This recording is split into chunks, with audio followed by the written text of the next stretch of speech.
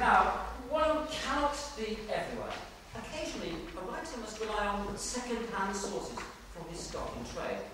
On this occasion, Vicky was, how shall I put this, engaging in a socialist enterprise by liberating various items from the props room of a theatre on King George Street.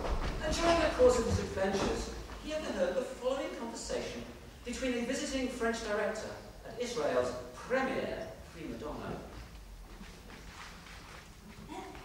Monsieur Boulanger, could you spare me a moment? But of course.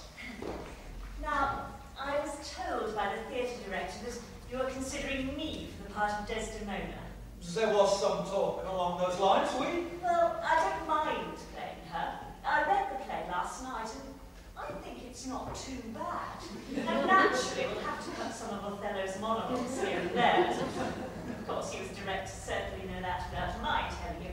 No, monsieur, I'd like to discuss my hair with you. I beg your pardon? Look, monsieur, you came here from abroad, and you can't possibly be acquainted with Israeli theatre, which has deep, pioneering traditions. We are, how can I put it, more conservative than you see what I mean? Quite frankly, I do not, mademoiselle. Very well, I'll be blunt. If you think I am going to dye my hair blonde for the sake of the part of Desdemona, you can think again. But when did I say? Well, you did not say, because we have not talked it over. But I suppose you are convinced, just like those other morons, excuse me for saying so, that one cannot play Desdemona without blonde hair. Whoever said... I am not interested in walking the streets under a blonde hairdo to stop traffic and have men turn their heads to look at me.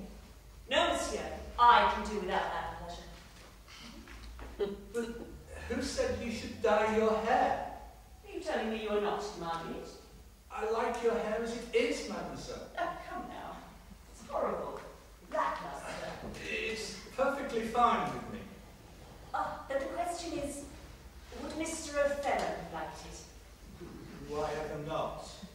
Well, as I understand it, having read the play, Mr. Othello was black. I cannot believe you would fall for a brunette. Why on earth not? Because they are crazy about blondes. That's a proven biological fact.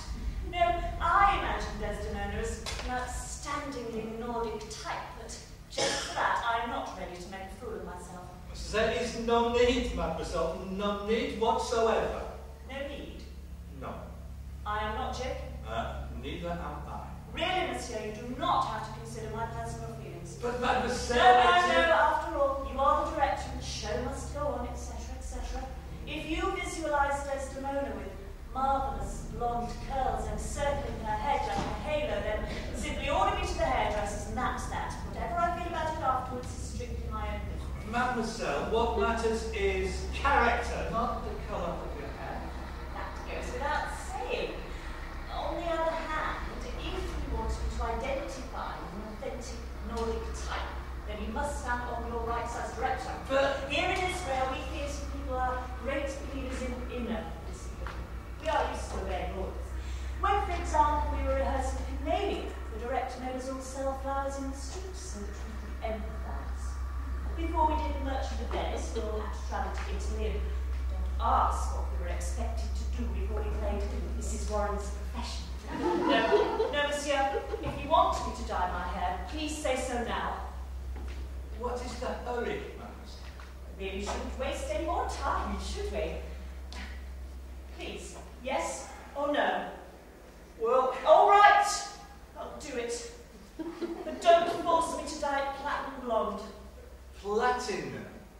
Looks like a haystack, doesn't it? But for the Nordicness, I wouldn't have raised a question.